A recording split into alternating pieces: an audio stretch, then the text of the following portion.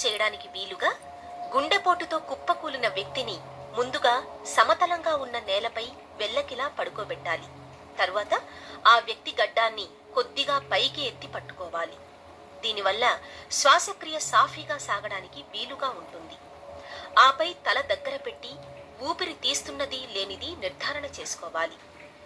ఊపిరి తీసుకోవడం లేదని తెలిసిన తర్వాత ముక్కు 2 రంధ్రాలను మూసేసి నోట్లో నోరు ఉంచి గాలి ఊదాలి.